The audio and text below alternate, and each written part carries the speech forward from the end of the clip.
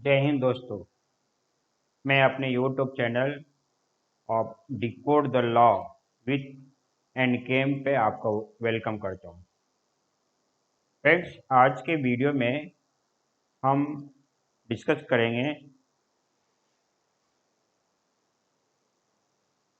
Caveat पैटिशन।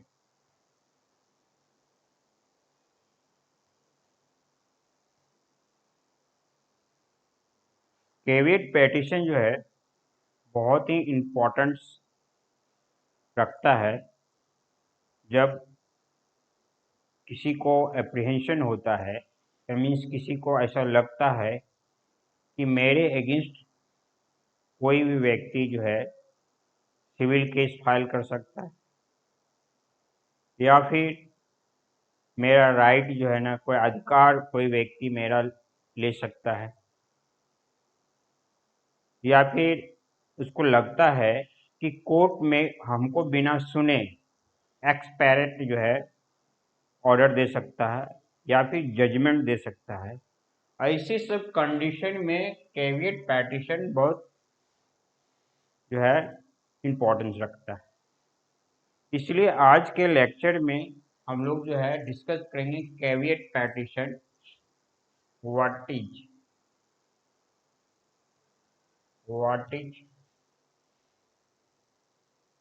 दूसरा discuss करेंगे Y.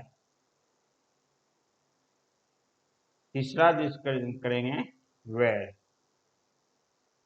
तीन चीज हम लोग डिस्कस करेंगे इसमें। कैविएट पिटीशन क्या होता है, कैविएट पिटीशन क्यों फाइल करते हैं, और फिर कैविएट पिटीशन कहाँ फाइल करते हैं। ये तीन जो चीज हम लोग डिस्कस करेंगे। तो आइए पहले हम कैविएट के हम लोग समझते हैं। पहला समझिए, कैविएट जो फाइल करता है उसको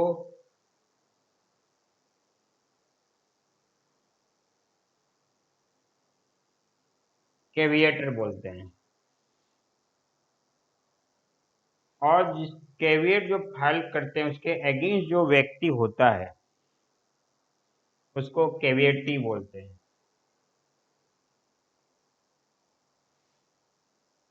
कैविएटी बोलते हैं मीन्स ये कैविएट फाइल करने वाला है। सपोज कि एक्स जो है कैविएट फाइल करने वाला है तो कैविएटर कहलाएगा, और वाई के अगेंस्ट फाइल करेगा तो वाई कैविएटी कहलाएगा। अब है कि कैविएटर जो है मीन्स एक्स जो हम लोग देखा यहाँ पे, एक्स वो कैविएट पिटीशन क्यों फाइल करेगा। कुछ तो रीजन होगा ना कैविएट पिटीशन फाइल करने का। तो कैविएट पिटीशन जो है फाइल जो है, अगर डिटेल से समझना चाहेंगे तो 1976 के पहले यानी before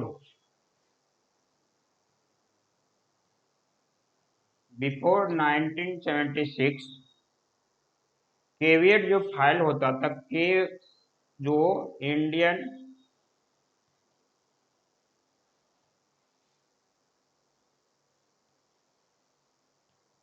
succession act, Indian succession act के तहत फाइल होता था।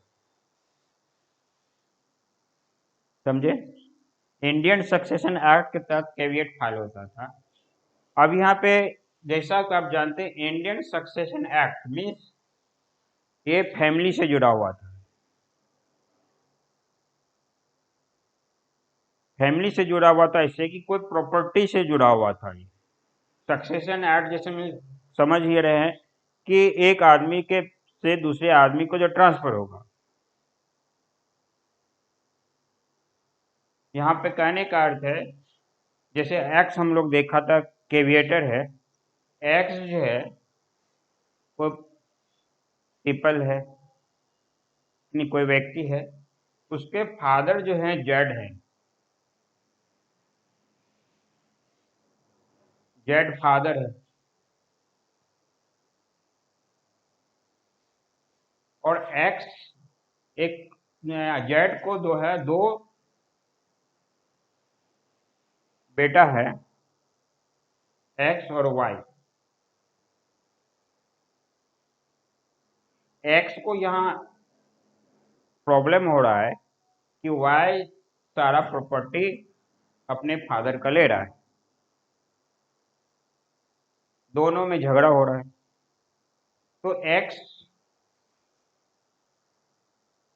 जो है को ऐसा डर लगता है कि वाई जो है कोर्ट के थ्रू जाके ये प्रॉपर्टी जेड का यानी मेरे पिताजी का ले लेगा। तो वाई को जो डर लगता है, सॉरी एक्स को जो डर लगता है वाई के बारे में कि मेरा भाई वाई जो है कोर्ट जाएगा और कोर्ट से जाके जो है प्रॉपर्टी ले लेगा।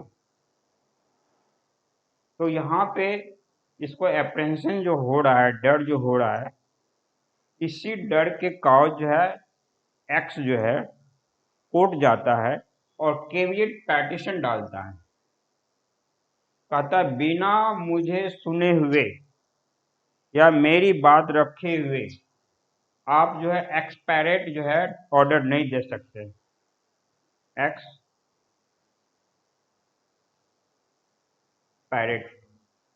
एक्सपायरेट ऑर्डर नहीं दे सकते, यानी एक्स कह रहा है कोर्ट को, सपोज कीजिए ये कोर्ट है, कोई कोर्ट है, कोई सब यहाँ पे आप बताएंगे आपको कौन सा कोर्ट, यहाँ कोर्ट है। एक्स कोर्ट को वार्निंग दे रहा है, समझ गए, एक्स कोर्ट को वार्निंग दे रहा है कि बिना सुने आप हमको सुने वाई को एक्सपायरेट ऑर्डर नहीं दे सकते हैं या जजमेंट नहीं देखते हैं वाई के पक्ष में, पहले हमको सुनना पड़ेगा, आपको मेरी बात जो है रखने की मुझे जो है राइट मिलना चाहिए, तभी आपको जो समझ में आएगा आप वाई को दे दीजिएगा या तो हमको आदे दीजिए, जो भी है, लेकिन मेरी पहली बात सुनना चाहिए। इसलिए यहाँ पे कैविएट पैटिशन का बात आया कि एक्स कैविएट डालेगा कोर्ट में, वाई दो तीन कंडीशन हो सकता है कब डालेगा, कि वाई पेटिशन डाल चुका है कोर्ट में कि हमको जेड का प्रॉपर्टी मिल जाना चाहिए, या फिर एक्स को लगता है कि वाई कोर्ट में जाएगा तो दो कंडीशन में एक्स जो है ना कैविएट डालेगा कोर्ट में।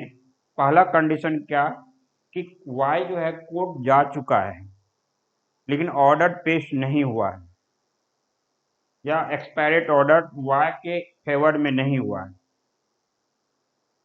तो इमीडिएट जो है ना एक्स जो है कोर्ट जाएगा और कैविएट डालेगा कि जो है मुझे सुनने की जो है अपॉर्चुनिटी दिया जाए। यहाँ पे बिना, ये एक तरह की वार्निंग है, इसकी एक्टिव वार्निंग है कोर्ट को, इसको बॉन्डिंग कर रहा है कोर्ट को, ये बॉन्ड कर रहा है एक्ट जो है कोर्ट को कि आप मुझे बिना सुने एक्सपायरेट जजमेंट या ऑर्डर नहीं दे सकते हैं और कोर्ट को मानना पड़ेगा। कोर्ट को जो है 197 के पहले जो है इंडियन इंडिपेंडेंस एक्ट के अंदर कोर्ट को मानना पड़ता था, कैविएट जो डालता है कैविएटर उसकी बात, तभी जो है वो वाई के फेवर में, वाई के अगेंस्ट में या दोनों के फेवर में या दोनों के अगेंस्ट में जो है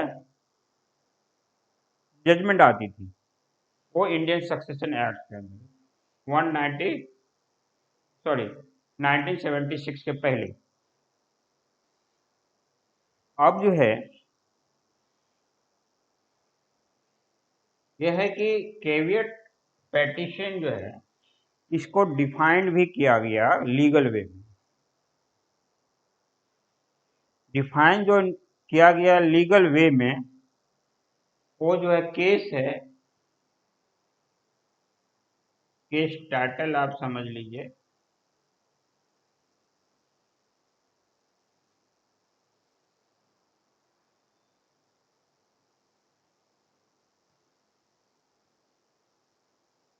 निर्मल आनंद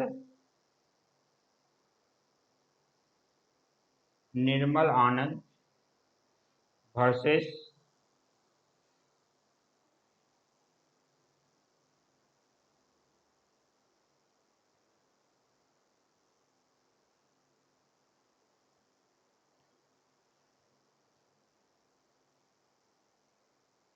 नारायण। निर्मल आनंद वर्सेस गिरोंडा नारायण के केस में जो है कैवियट पेटिशन को डिफाइन भी किया गया है। इसलिए कैवियट पेटिशन का डिफिनेशन अगर जानना हो तो आप इस सेक्शन इस केस का भी आप देख सकते हैं। इस केस ने कहा कि वेरी कॉमन टेस्टिमोनी प्रोसीडिंग जो है की बात किया इस कोर्ट ने।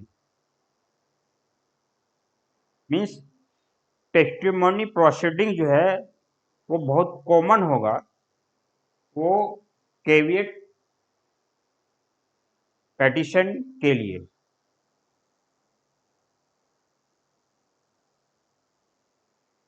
तो आपने इसको ये केस टाइटल को देख सकते हैं, डिफिनेशन जो है उसके लिए। लेकिन ये डिफिनेशन बहुत ज़्यादा नहीं है, ये जो है ना बिफोर जो है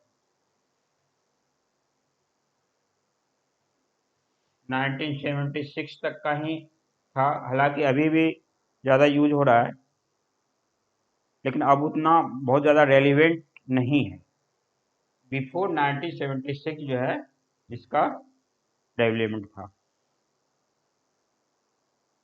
अब जो है आफ्टर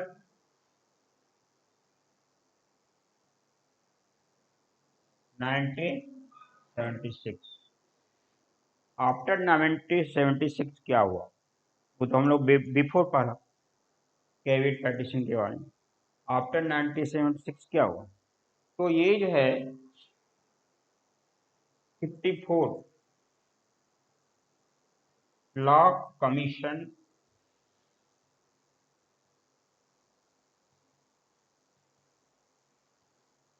54 लॉ कमीशन का रिकमेंडेशन आया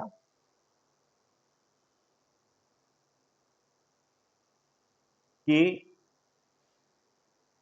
पहले तो जैसा बताया इंडियन सक्सेशन एक्ट में था, फैमिली से रिलेटेड ही था, कि इसको कॉमन कर दिया जाए,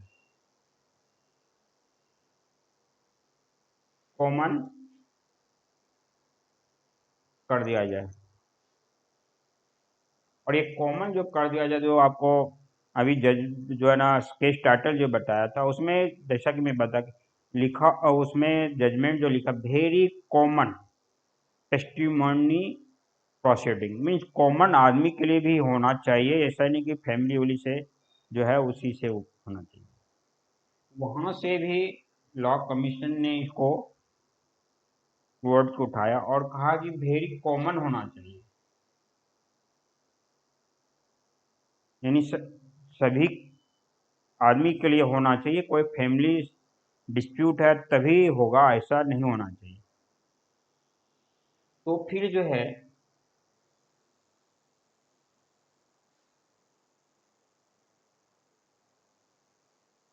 सीपीसी में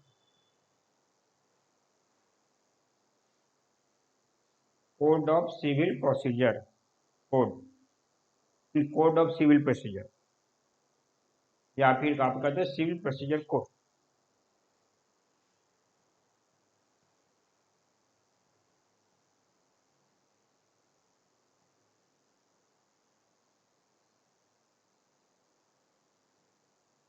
कोड। सिविल प्रोसीजर कोड में 1976 का जब लॉ कमीशन का रिपोर्ट आया तो उस गवर्नमेंट ने इसमें चेंजिंग किया और एक सेक्शन जो है 148A ऐड किया।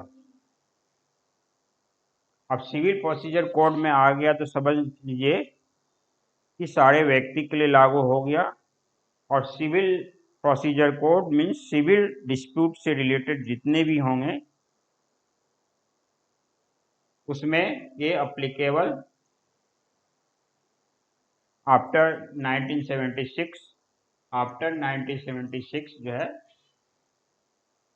ये सेक्शन बॉन्ड करने लगा कोर्ट को कि कैविएट पेटिशन कॉमन कोई भी व्यक्ति आदमी फाइल कर सकता है अगर डिस्प्यूट हुआ। क्यों फाइल कर सकता है वो तो मैं पहले बताया आपको कि दो कॉज जैसे बताया कि एक तो लगता है एक आदमी को जो कैविएटर होगा कि कैविएटी जो है मीन्स अगला विपक्षी है। मीन्स सपोज कीजिए एक्स और वाई जो लिया हम लोगों ने, एक्स को लगता है मेरा विपक्षी वाई है, वो कोर्ट में जाके एक्सपायरेट ऑर्डर ले लेगा तो मेरी राइट चली जाएगी, यानी मेरा अधिकार प्रॉपर्टी से हट जाएगा, नहीं सिविल राइट को भी है वो चला जाएगा। तो यही एप्रीहेंशन से एक्स जो है वो कैविएट फाइल करता है कि वाई को एनी हाउ तब तक नहीं मिलना चाहिए एक्सपायरेट या उसके पास जजमेंट जब तक हमको आप नहीं सुनते हैं। तो ये सेक्शन 148 जो है ना कंपल्सन कर दिया कोर्ट को कि जो कैविएटर है उसकी बात सुने बिना कोर्ट ऑर्डर नहीं दे सकती है कैविएटी के फेवर में।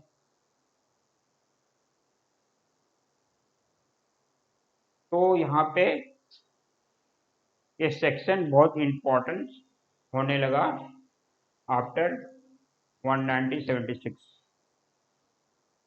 1976 के बाद ये सेक्शन सीपीसी का इम्पोर्टेंस होने लगा। और फिर है कि बिफोर जो है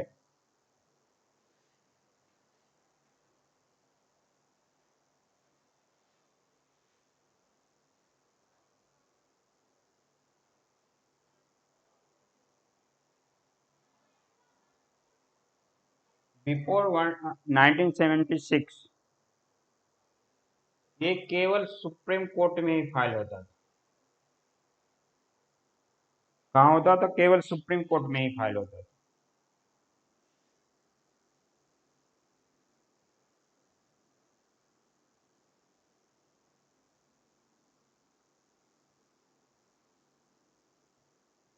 केवल सुप्रीम कोर्ट में ही फाइल होता था। लेकिन आफ्टर 1976 जब ये सेक्शन ऐड हुआ तो किसी भी कोर्ट में आप फाइल कर सकते हैं, लोअर कोर्ट में भी, हाई कोर्ट में भी और सुप्रीम कोर्ट में भी, किसी भी कोर्ट में आप फाइल कर सकते हैं। आफ्टर 1976 इस सेक्शन के अंदर आने के बाद, सेक्शन 148A के आने के बाद किसी भी कोर्ट में, लोअर कोर्ट में भी फाइल कर सकते हैं, हाई कोर्ट में भी फाइल कर सकते हैं और सुप्रीम कोर्ट में भी फाइल कर सकते हैं। और याद आपको रखने की चीज़ है, सिविल प्रोसीजर कोड में ये सेक्शन ऐड किया गया है तो ये सिविल डिस्प्यूट के लिए ही कैविएट फाइल होती है, इसको भी आपको याद रखना। अब जो है जैसा कि हम लोग देखा कि ये आफ्टर 1976 सीपीसी में, जैसा कि यहाँ पे देखा कि सीपीसी में जो है ना सेक्शन 148A ऐड किया गया और सभी के लिए कॉमन के लिए कर दिया, और डिस्प्यूट जो है, जो भी सिविल डिस्प्यूट है उसी के लिए किया गया है। ये सब भी देखा। अब जो है केविएट जो है file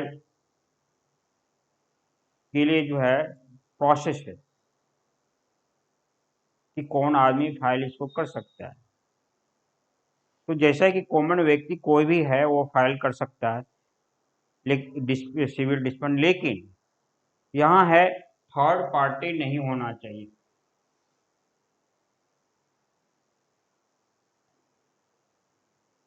third party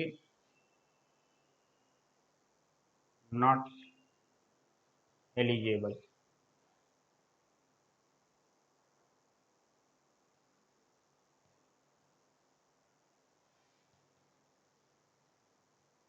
third party जो है एलिजिबल नहीं है केविट फाड़ने के लिए। ये जिसको सिविल डिस्प्यूट में इंटरेस्ट है, इंटरेस्टेड पार्टी ही केवल फाइल कर सकता है।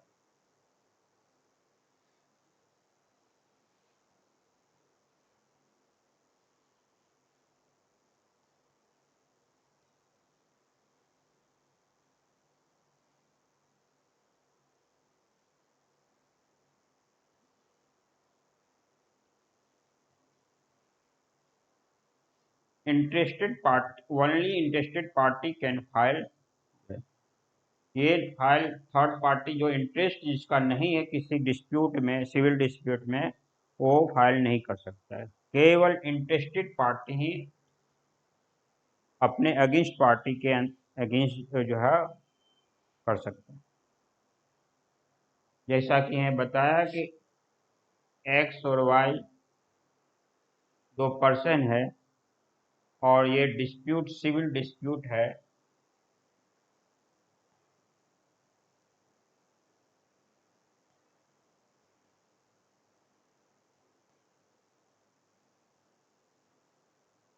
सिविल डिस्प्यूट है,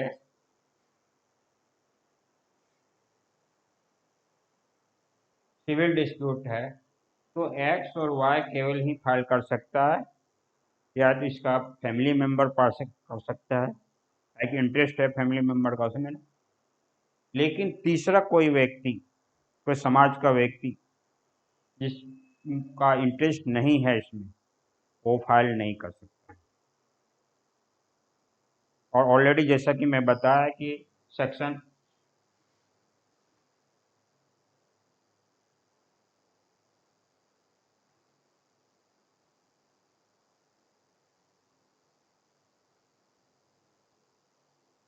ऑफ सीपीसी का बोलता है कि कॉमन व्यक्ति कोई भी फाइल कर सकता है, जो व्यक्ति को इंटरेस्ट ऑलवेज वहाँ है। और कहाँ फाइल कर सकता है, तो लोअर कोर्ट से लेकर सुप्रीम कोर्ट में, या लोअर कोर्ट भी, हाई कोर्ट भी और सुप्रीम कोर्ट में, जहाँ इसको जो है, जो केवेटर है, यानी एक्स यहाँ केवेटर है, वाई जो केवेटी है, तो एक्स को लगता है जहाँ की वाई जा सकता है वहाँ पे वो फाइल कर सकता है।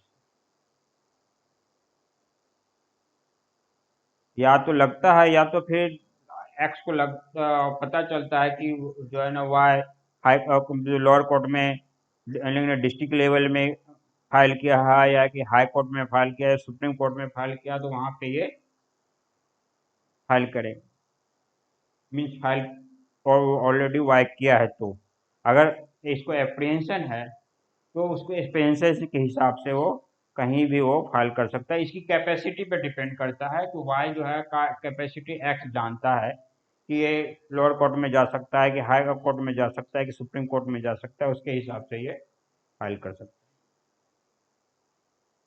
अब है कि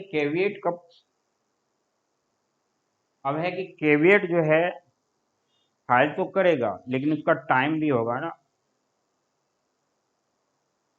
मीन्स उसका एक्सपायर टाइम भी होगा। हो सकता है कि जो है ना कैविएट फाइल कर दिया, एक्स जो है फाइल कर दिया वाई के अगेंस्ट कोर्ट में,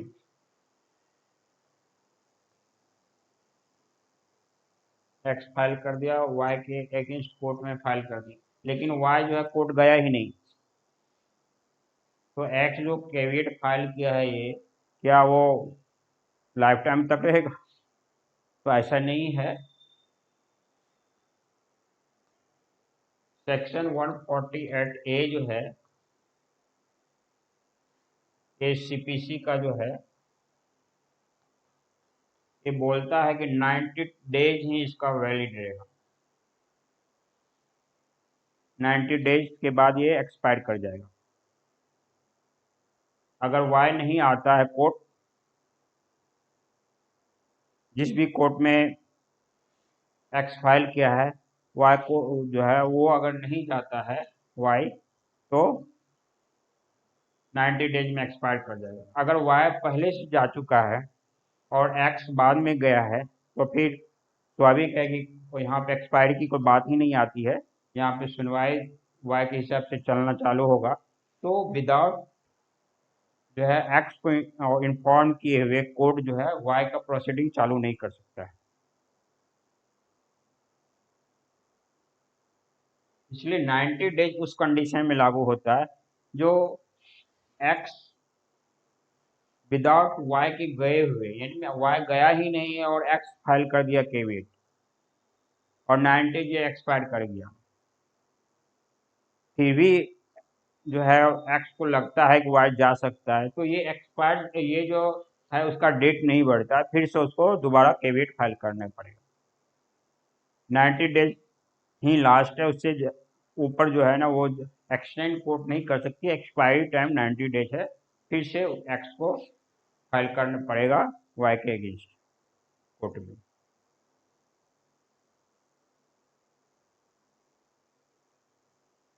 अब जो है कि क्या केविएट जो है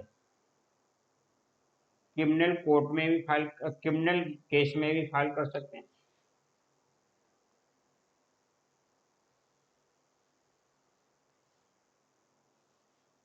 केविएट जो है क्रिमिनल केस में भी फाइल कर सकते हैं। तो यहाँ पर स्पष्ट है कि नो,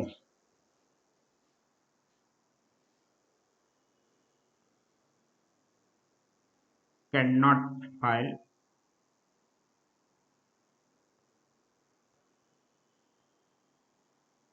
केविएट इन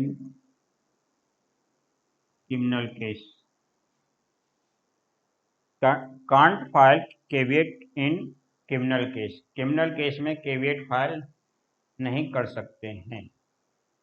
इसके लिए एक जजमेंट है, केस टाइटल है उसका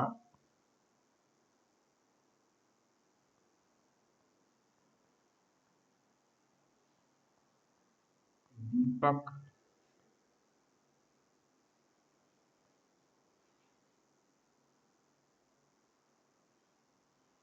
दीपक खोसला वर्सेस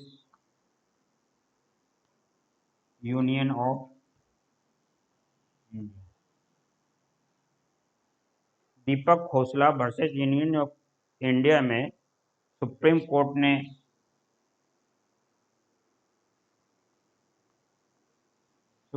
ने जजमेंट दिया है कि क्रिमिनल केस में केविएट फाइल नहीं कर सकते, क्योंकि सेक्शन 148 एक किसका है? सीपीसी का है। सिविल प्रोसीजर कोड में सेक्शन 148 जो है 148 ए 148 ए केविएट की बात करती है, ना कि सीआरपीसी में। या तो जो है आप बोल सकते हैं कि लॉ का कोई भी बुक में, तो सीआरपीसी हो या फिर आईपीसी हो, या नया लॉ जो है बीएनएसएस जो है भारतीय नागरिक सुरक्षा संहिता, या फिर जो है भारतीय न्याय संहिता, इसमें कोई भी जो है ना सेक्शन बात नहीं करता है केविएट का, ये सीपीसी की बात करता है। सीपीसी इसके लिए बोलता है।